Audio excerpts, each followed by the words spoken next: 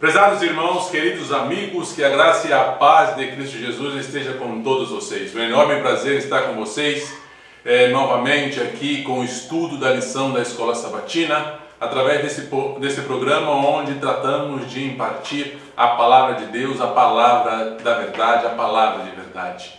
Com a graça de Deus estamos podendo transmitir novamente através aí de nossos canais na internet os estudos destas lições, que por sinal estão sendo estudos maravilhosos, já que nós estamos seguimos estudando a vida, a obra e ensinos de Cristo Jesus. Antes de passarmos ao estudo, quero pedir a vocês que nos acompanham aí, por favor, de colocar o seu joinha. Coloca lá o seu joinha no nosso vídeo, para que assim ele possa também ser mais visto, né? E possa também compartilhar com outras pessoas este vídeo da lição da Escola Sabatina, como também outros vídeos que nós compartilhamos através do nosso canal no YouTube, né? Como as reflexões diárias que são postadas aí no Facebook, que são postadas no YouTube, que são transmitidas ou compartilhadas através do WhatsApp, né? Por favor, também acessem, continue acessando a nossa página web www.smir14.com.br, e ali você vai encontrar diversos materiais para que você possa ampliar o seu conhecimento da Bíblia, material histórico, material doutrinário e muitos outros. Também gostaria de dizer a vocês que continuem realizando ou estudando as meditações matinais, que estão aí ao final da sua lição, lá na página 135, né? Então, todos os dias, para o seu culto matutino e vespertino, tem uma reflexão. Utilize essas reflexões para fazer os seus cultos familiares e você vai ver que será uma bênção na tua vida, tá bom? Não se esqueça também de continuar nos acompanhando através da fanpage ali no Facebook, onde nós também lançamos constantemente diversos materiais. Que Deus possa abençoar a todos vocês e sejam bem-vindos ao estudo da nossa lição de Escola Sabatina. Na lição de hoje nós vamos tratar da continuidade à nossa história, e o relato de hoje vem falando sobre um outro momento onde os discípulos têm um encontro com Jesus. Na última lição nós estudamos o relato onde Jesus aparece novamente aos discípulos. Em especial, ele se apresenta para tirar as dúvidas e incredulidade que haviam no coração de Tomé.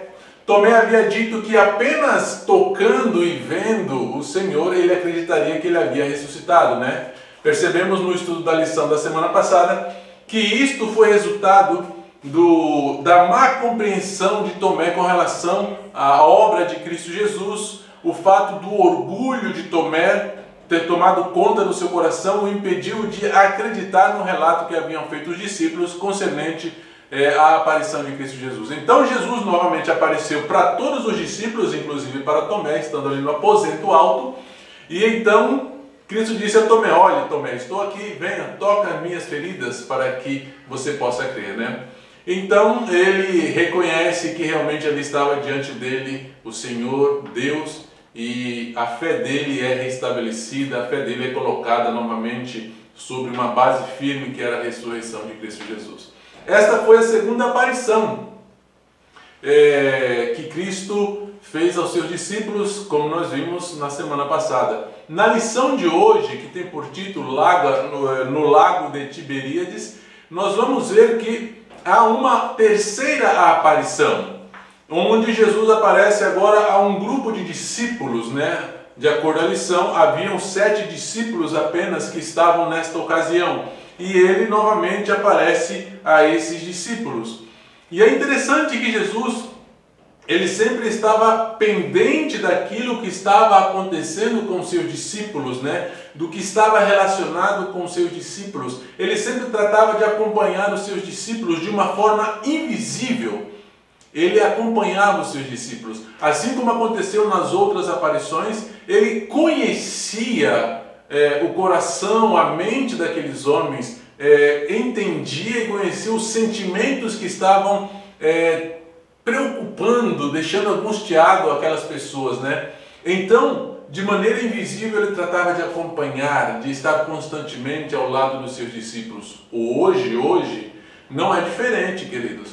Com certeza, hoje também, Cristo trata de nos acompanhar de maneira invisível. E Ele conhece o teu pensar, o teu sentir, Ele sabe o que você está passando e com certeza Ele sempre trará algo para poder te ajudar, te aliviar, te fortalecer, para estabelecer a tua fé, para tirar a incredulidade e dúvida que possa estar rondando a sua vida.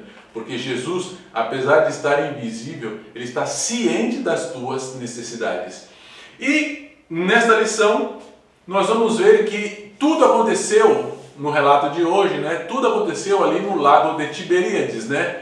O lago de Tiberíades, ele é um lago que está localizado em Israel, estava localizado na parte norte de Israel e é considerado o maior lago do país. Na Bíblia também ele é chamado de mar, né? Por ser grande realmente. Ele tem uma extensão de 19 quilômetros de largura por 13 de comprimento. De largura máxima e 13 de comprimento.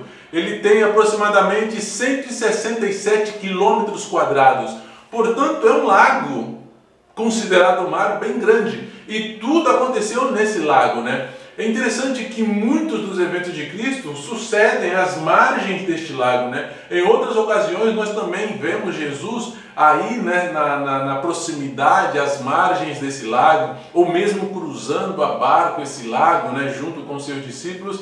E agora nessa lição trata-se novamente de um evento mais relacionado junto e próximo, estando nesse lago, né? Ali nós encontramos que Jesus ele dá uma ordem aos seus discípulos de que eles deveriam ir para a Galiléia. No entanto, Jesus iria adiante, de acordo com a nossa lição, né? E diz a eles que eles deveriam ir para a Galiléia e que lá eles encontrariam a Jesus, né? Novamente estariam com Jesus. E isso aconteceu depois que Jesus se manifestou pela segunda vez, como nós já vimos, né? E ele agora diz aos discípulos, olha, eu estarei indo adiante de vocês para a Galiléia e vocês posteriormente me alcançarão ali na Galiléia. É interessante, irmãos, que neste período da ressurreição de Cristo Jesus, ele apareceu a diversas pessoas, em diversos lugares, vamos dizer assim, né? Foi um período curto, não foi um período muito longo que Jesus permaneceu aqui na terra após a sua ressurreição. Foi aproximadamente 40 dias, se não me equivoco, que Jesus permaneceu aqui na terra após a sua ressurreição, né? Então, nesse intervalo, logo depois aí da Páscoa, os discípulos então, eles foram, logo depois da ressurreição de Cristo, os discípulos eles foram agora dirigidos através de Cristo para que fossem a Galiléia, para que ali eles pudessem também receber algum tipo de atenção de Cristo Jesus e receber instruções também de Cristo Jesus e para que novamente a fé deles pudesse ser fortalecidas, né? Pois bem, foram os discípulos para a Galiléia. Chegando em Galiléia, algo ali próximo ao mar de Tiberíades, então Pedro ele faz a proposta, né? Vamos pescar. Pescador era Pedro e talvez sentisse ou estava sentindo falta do seu antigo trabalho de pescador, né? Ele já tinha todas as manhas, podemos dizer, conhecia bem aquela região, aquele lago, ali estava o barco, e querendo matar a saudade de algo que ele já tinha feito alguns anos atrás, então ele propõe aos outros discípulos que estavam com ele para que pudessem ir pescar, né? Estavam novamente trajados simplesmente, né, com roupas simples, pescadores, e foram pescar. E não somente Pedro fez a proposta, mas como também os outros discípulos que estavam com ele. Estava ali, como descreve a palavra de Deus, estavam os filhos de Zebedeu, que era João e Tiago, né? Estava inclusive Tomé, chamado Dídimo, né? Natanael, e que estavam acompanhando Pedro, resolveram então aceitar a proposta de Pedro e ir a pescar. Então, como disse a nossa lição, era um grupo de 7 discípulos, né? E estavam ali e aproveitaram aquela oportunidade Era um dia agradável, uma tarde agradável, era propício, veja só, era um momento ou um dia propício, uma hora propícia para que pudesse realmente pescar alguma coisa, e se lançaram ao mar, ou ao lago, né? Lançaram-se ao mar para que pudessem pescar. No entanto, veja que interessante, irmãos, apesar de todos os esforços, nada pescaram, nada conseguiram pegar. E logicamente que se fossem, vamos dizer assim, outras ocasiões, eles ficariam mais decepcionados, mas imaginemos a cena da seguinte maneira: eles estando no barco, descontraindo-se com a pescaria, né? E conversando sobre tudo aquilo que havia ocorrido com Cristo Jesus, as aparições anteriores de Cristo Jesus, e ali começaram então este diálogo e trabalhando também na pesca. No entanto, o resultado dessa expedição, e apesar de todo o trabalho durante a noite, foi um resultado negativo. Eles não conseguiram pegar nenhum peixinho sequer eles conseguiram pegar em toda aquela noite, né? Que passaram ali trabalhando, que passaram ali, joga rede, puxa rede, joga rede, puxa rede, nada de peixe para aqueles homens, apesar de todos os esforços que eles tinham praticado durante toda aquela noite, né? Então, realmente, quando nós tomamos isso, podemos tirar uma grande lição para nós, né? Porque sempre que nós tratamos de fazer as coisas ao nosso modo, à nossa maneira, com o nosso próprio esforço, os resultados eles sempre serão bastante negativos, entende? Os discípulos ali trataram de, por suas próprias forças, conseguir algo, mas não alcançaram. E quantas vezes, aqui vem a lição para nós, quantas vezes nós também tentamos alcançar algo através daquilo que nós nos esforçamos por nós. Não, eu tenho a força, eu tenho a capacidade e eu vou conseguir fazer isso. Será que realmente haverá resultados positivos?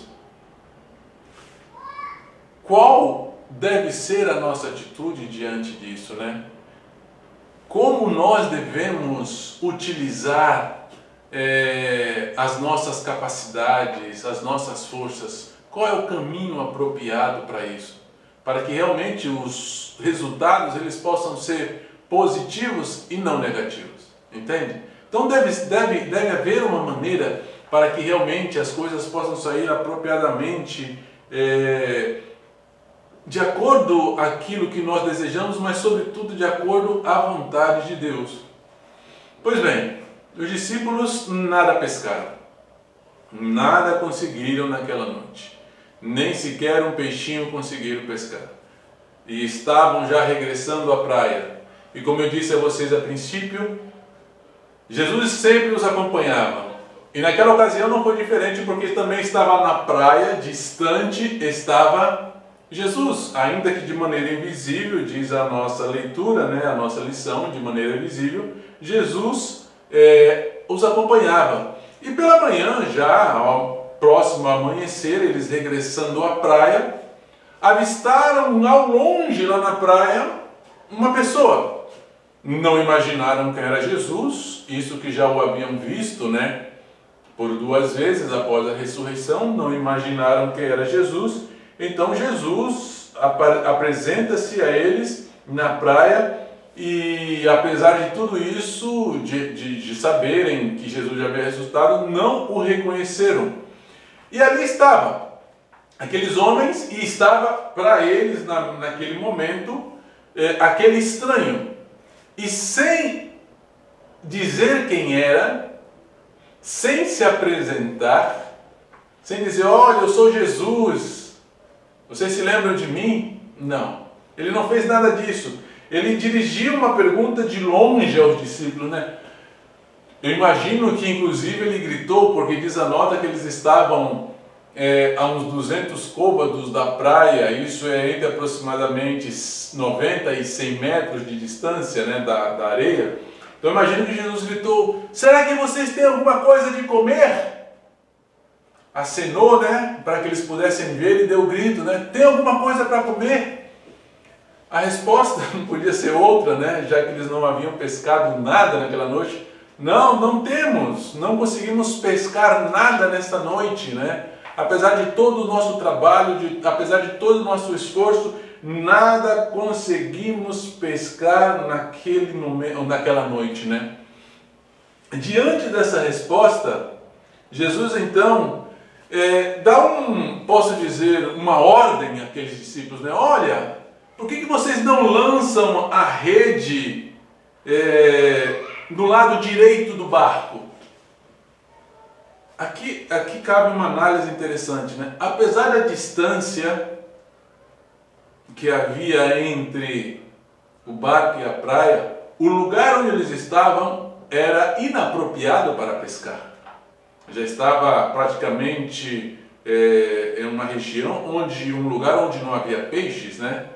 Então era um lugar inapropriado.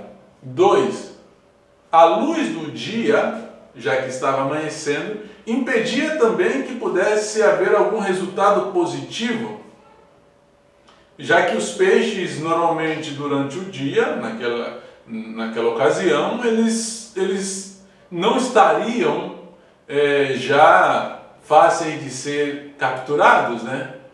E 3, o próprio cansaço daqueles homens após trabalharem toda uma noite. Assim que havia algumas condições plausíveis e lógicas que impediam de que aqueles homens pudessem jogar a rede do lado direito.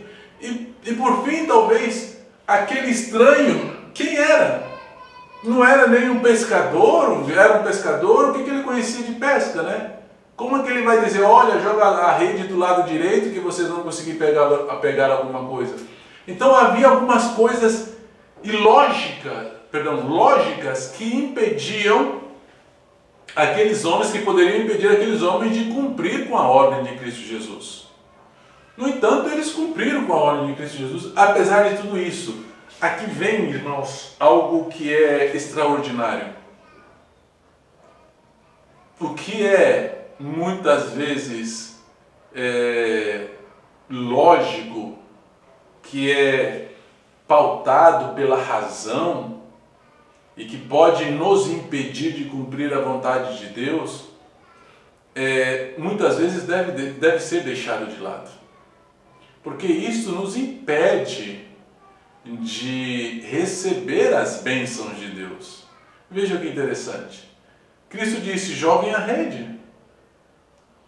E eles deveriam jogar, exercer naquele momento a fé deles. Muitas vezes é pedido a nós que também exerçamos nossa fé dessa maneira, ainda que não entendamos, ainda que aparentemente para nós o lugar não seja o apropriado, ainda que não seja a hora adequada, ainda que a distância não seja apropriada ou a necessária, é Deus pedindo que nós possamos exercer a nossa fé, sabe? Nós podemos agir com lógica e com razão com aquilo que está relacionado com outras pessoas, né? Eu disse recentemente a uma pessoa, ele estava me pedindo para fazer algo, né? Eu disse a ele, poxa, eu não entendo por que eu tenho que fazer isso. Eu tenho que entender o porquê eu tenho que fazer para que eu possa fazer, né? Ele disse, não, apenas faça. Eu falei, não, mas eu não vou fazer enquanto eu não entender. E aí eu disse a ele, você não é Deus. Porque o único que pede as coisas, e que muitas vezes não, a maioria das vezes nós não entendemos e devemos fazer, é Deus. Porque quando Deus pede a você e a mim qualquer coisa, por mais que você e eu não entendamos, irmãos, não importa. É Deus que está pedindo, nós devemos fazer aquilo. Devemos obedecer, porque é uma ordem de Deus, é um pedido de Deus. E foi isso que aconteceu aqui com aqueles discípulos. Todo o tempo aquele observador solitário estava na praia acompanhando-os. E ele então dá uma ordem, lancem a rede ao lado direito do barco. E o que fizeram os discípulos?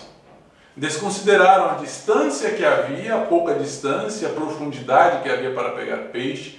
Desconsideraram a luz do dia, porque já estava claro. Desconsideraram de que quem estava falando, porque eles não sabiam que era Jesus, era um estranho.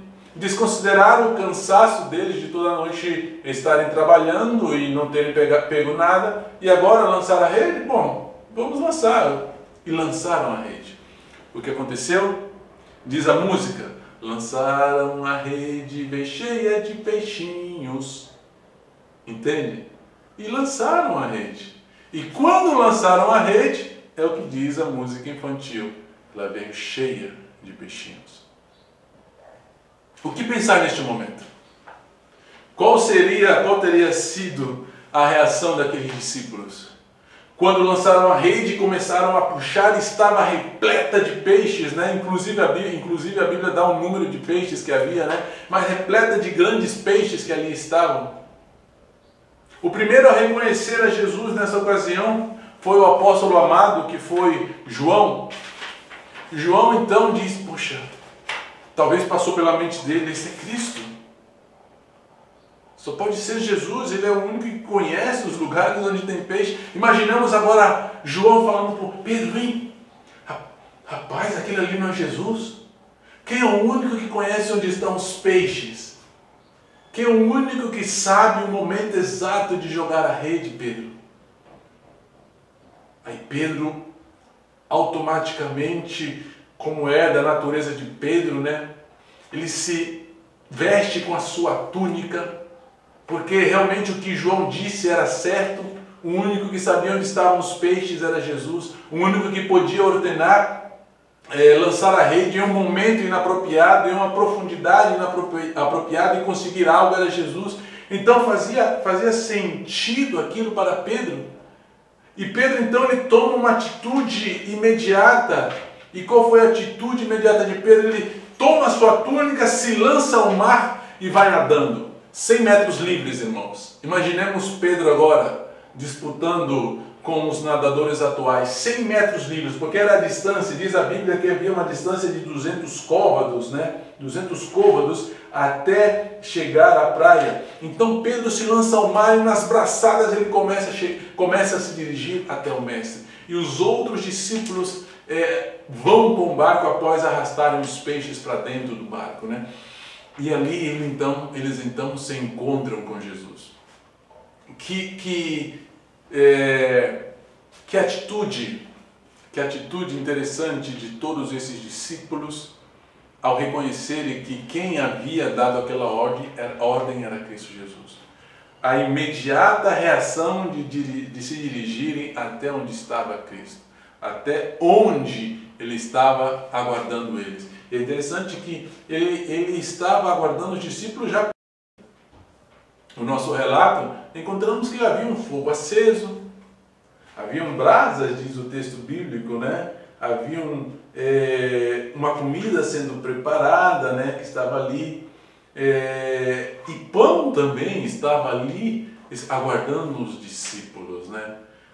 Diz o pensamento inspirado que eles estavam demasiado surpresos para perguntar de onde viera o fogo e a comida, e depois disse: trazei 2 peixes que agora apanhastes. Ou seja, milagrosamente, com certeza, Jesus preparou aquelas provisões, aquela fogueirinha, aqueles pães que ali estavam, né, para que pudessem então receber os discípulos após uma árdua noite de trabalho.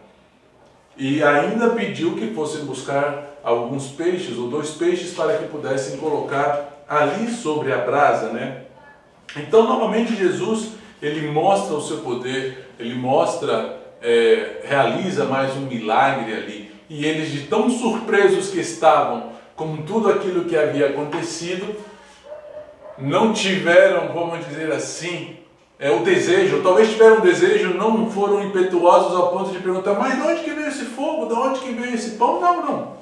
Apesar de toda a surpresa deles, eles não ousaram fazer esta pergunta.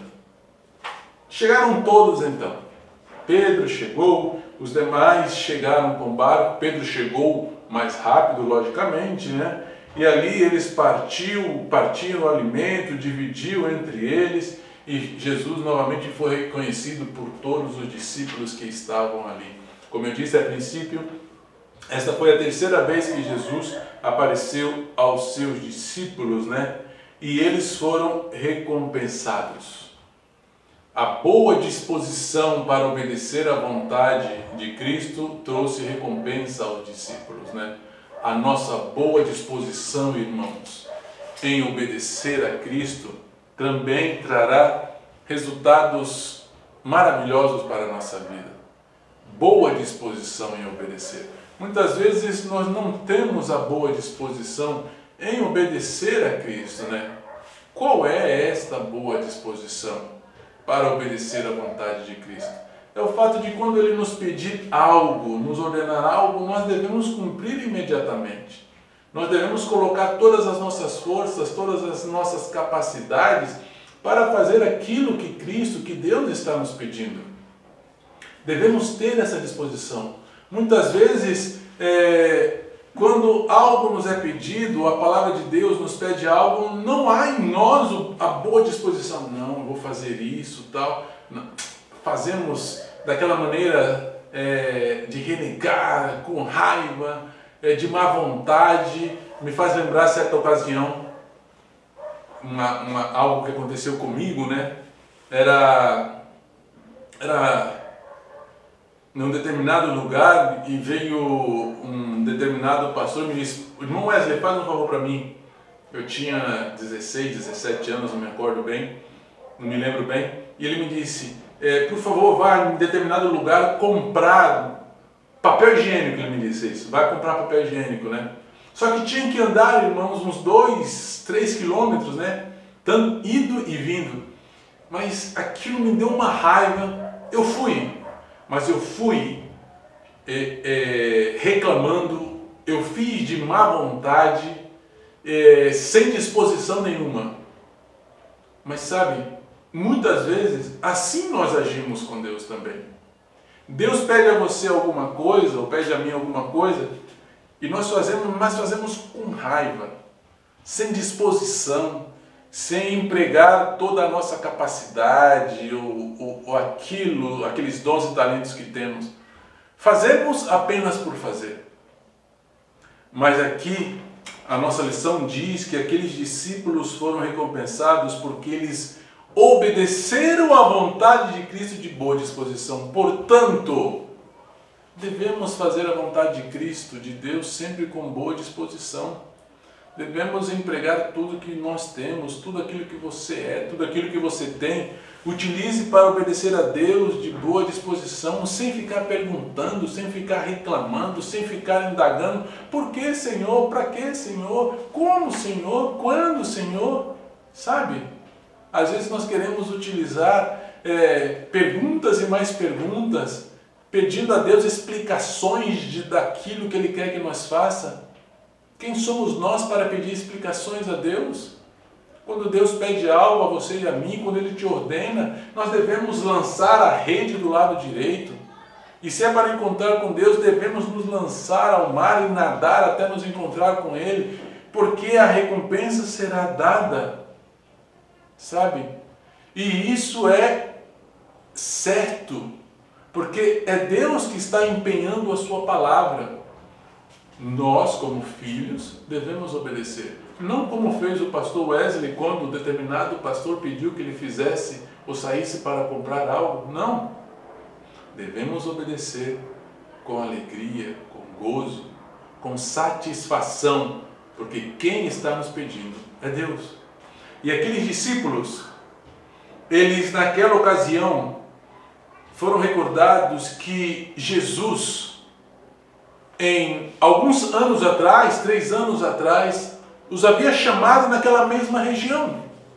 Porque quando Jesus chamou a Pedro, os filhos de Zebedeu, eles também estavam pescando. E o milagre que ele realizou foi também um milagre similar a este. Sabe? Eles também haviam trabalhado toda uma noite e nada haviam pescado na primeira vez. E Jesus havia dito: olha, joga a rede de tal lado. Eles, ainda duvidando, lançaram a rede e tiraram muitos peixes. E novamente Jesus realiza o mesmo milagre com eles, para dar a eles a certeza do chamado que ele havia feito aos seus discípulos. para dizer a eles: olha, eu chamei vocês para serem pescadores de homens, eu chamei vocês para levarem o Evangelho. E naquele momento Jesus ratificou profundamente, deixou profundamente marcada essa impressão na mente dos discípulos, porque mostrou a eles que quem estava ali foi aquele que o chamou da primeira vez e que havia ressuscitado. Então ele daria, ou recordou vivamente essa cena junto ao mar àqueles discípulos.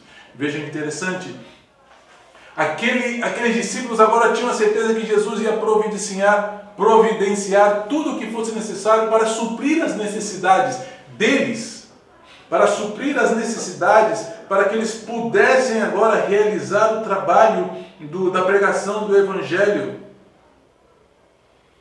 de que eles deviam exercer a fé. Do lado direito, diz a nota, interessante, né? Daquele lado estava ele na praia, era o lado da fé. Eles lançaram a rede do lado de Jesus, do lado em que Jesus estava, era o lado da fé. E nós também, irmãos, sempre devemos escolher o lado de Jesus, o lado da fé. Devemos sempre buscar exercitar a nossa fé. Por que Jesus então se apresentou aos discípulos por terceira vez? Para mostrar o seu inalterável amor para com os seus discípulos, que ele sempre estaria pendente dos seus discípulos, que ele sempre iria suprir as necessidades de seus discípulos. Maravilhosa lição para nós, irmãos. E essas lições, esses ensinamentos nós devemos reter.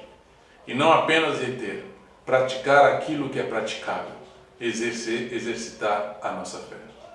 Apenas relembrando, essa foi a terceira vez que Jesus apareceu aos seus discípulos.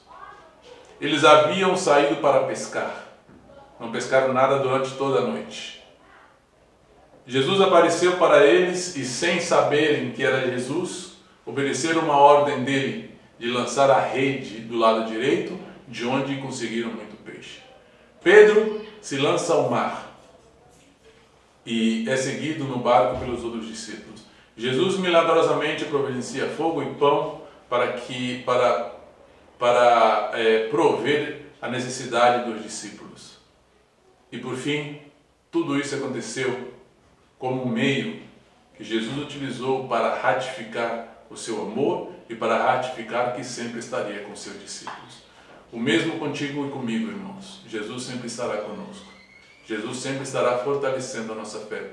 Não duvidemos jamais disso. Pelo contrário, tenhamos a firme certeza que Jesus, ele sempre estará ao nosso lado. Que Deus possa te abençoar e te guardar. É o meu desejo e oração em Cristo Jesus. Amém.